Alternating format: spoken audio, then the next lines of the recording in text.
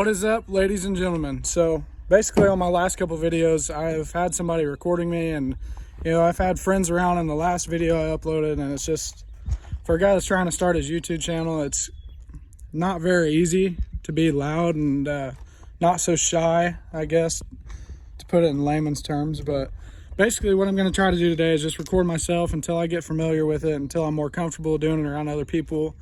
Try to make my voice a little bit louder so you guys can hear me, and it's not just me whispering into the camera. So I've tried to make this video twice now, and on the last take of it, it was just like my first video. I was real quiet, kind of mumbled. So this video I'm going to try to be more vocal and try to really just make a better quality video for you guys to watch. I mean, I'm doing the best I can, but it's a big learning curve trying to jump into YouTube and trying to make good quality content. So today, the point of the video is just we're going to go over the parts that I bought and the parts that I have coming for the truck to make 1,000 horsepower.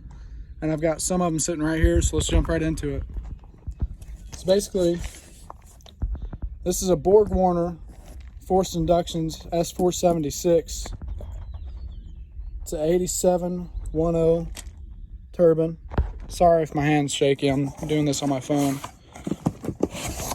But let's open it up, check it out.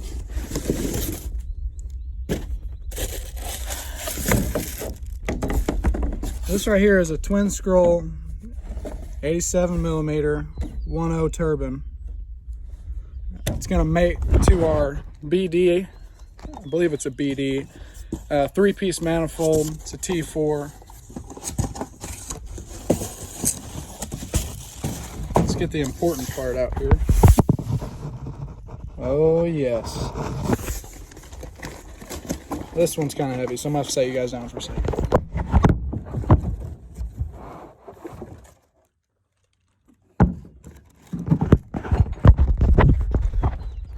Right there is what everybody wants to see.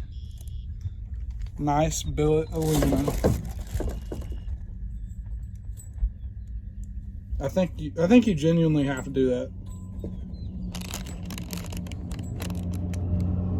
Yeah.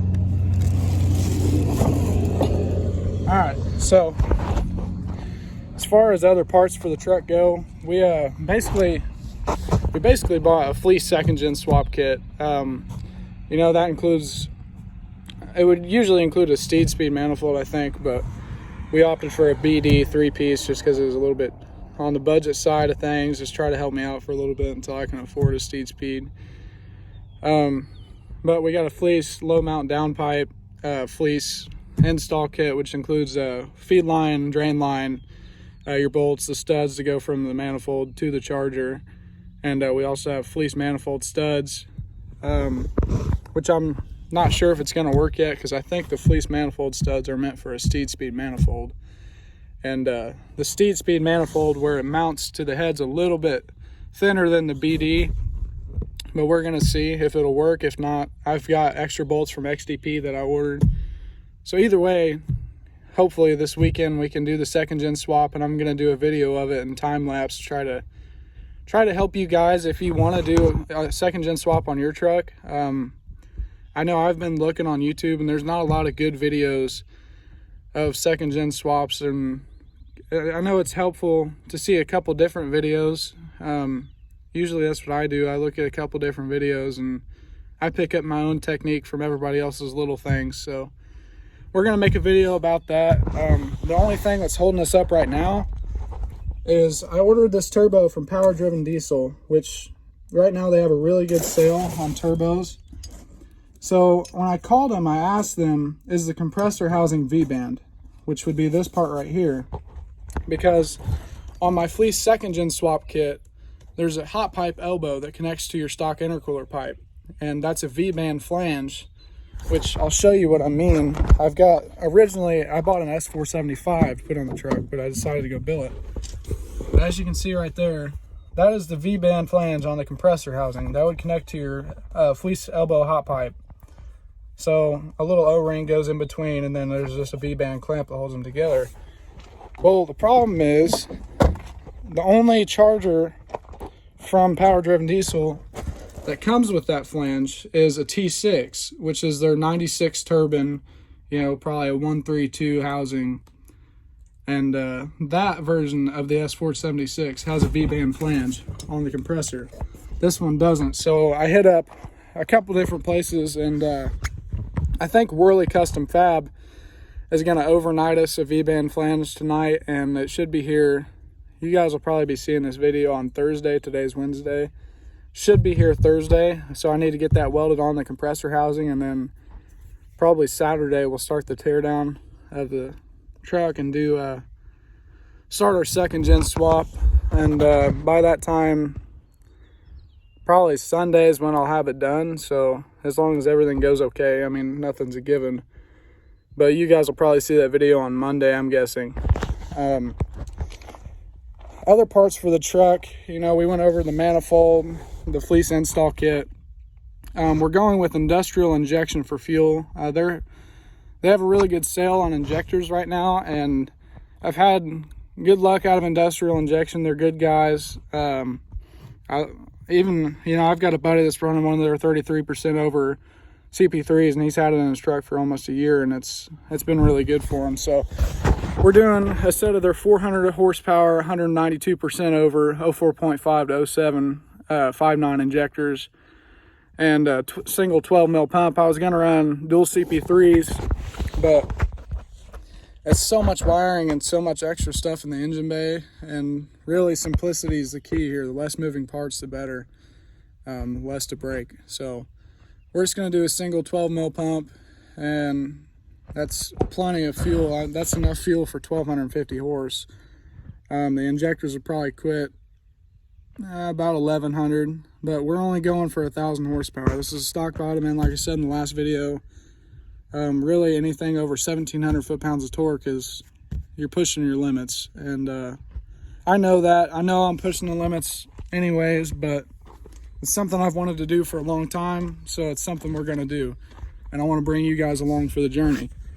There's not a lot of, I know there's a lot of people that look it up, but there's not a lot of good videos of 1,000 horsepower trucks on YouTube. There's not a lot of good videos of how you got there, what troubles you had, stuff like that. And that's kind of where I wanted to take it, is, you know, I've always wanted to build something that was just wild. And, you know, a lot of people say that 1,000 horsepower is, you know, just, you got 1,000 horsepower, but it's not true. Just because, you know, the competition trucks are making 2,000 doesn't mean that 1,000 horsepower is wimpy. 1,000 horsepower in a truck on the street is just absolutely insane. So, you know, I wanted to show you guys what you can expect.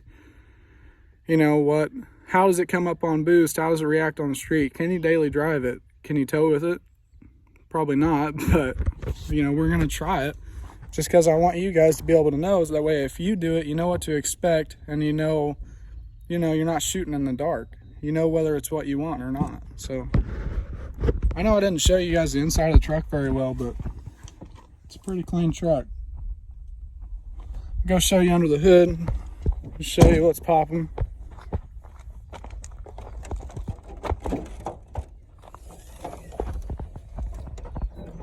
Basically, it's pretty simple. It's got some ICT grid heater delete.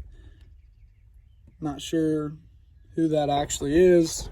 Some polished intake horn. For the most part, it's pretty simple. ARP 625s. It's got this, I don't even know if you'd call it an air box. It's junk.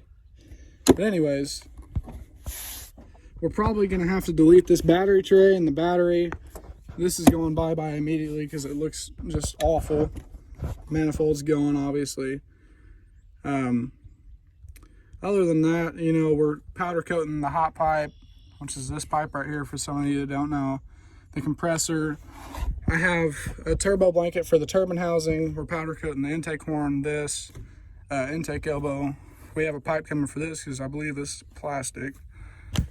But basically, I don't know if you guys can see that, but that's what I was pointing at. Whenever we do the injectors, I'm going to have the rocker box powder coated the same color, because right now it looks like trash. But that's basically where I want to go for now, I think. You know, we change our minds. Us truck guys, we change our minds every 5 minutes. Hence the reason there's an S475 in my back seat. The reason, well, some of you guys are probably going to ask why I decided to stray away from the S475. I found the S475 on a good deal, and that's the reason I bought it. But that turbo is a 96 132 T6 foot housing for the turbine, and this is a 5.9 truck. 5.9 trucks don't like to spool very well, so I kind of made the decision, you know, let's buy a turbine housing that's an 87, a T4 foot, and let's buy an 87 wheel. So I bought all that, and when I got back home, I was just, you know, I was talking to Fire Punk because they're going to be doing the tuning, and I was talking to Industrial about, you know, how's it going to spool? How do you think it'll react? Because, you know, they're doing all the fueling, so it's, you know, Industrial told me, you know, you should probably go with a billet charger, and I was like, well, what about an S467 or a S472 SXE or something like that? And they were like, well, the S472 might get you in the ball range, but you're going to be driving the Charger real hard. And S467.7, you are driving it hard. The drive pressure coming out of a 1,000 horsepower truck into a small turbine like an S467.7, you're driving it pretty hard. So I just bit the bullet, jumped on the train, and bought a Force Inductions S476. It's just, it kind of is what it is at this point. We've got a lot more money wrapped up in this second gen swap than I thought we would. But at the end of the day, it's done. I've got all the parts. All I need is my injectors and my CP3, which injectors will be ordered this week. They have a really good deal right now. You guys should go check them out. I think their injectors are like $100 off each injector, maybe more than that, 150, 160, something like that. But regardless, it's a really good deal if you're looking to buy injectors right now.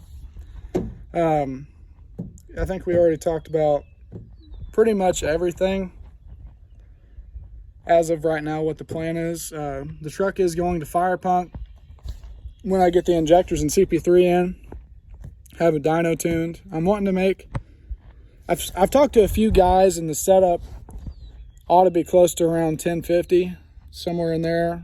Mid 10s is about what we're going to look for. So as long as we, you know, cross the bridge of 1,000 horsepower, we'll see where it goes from there.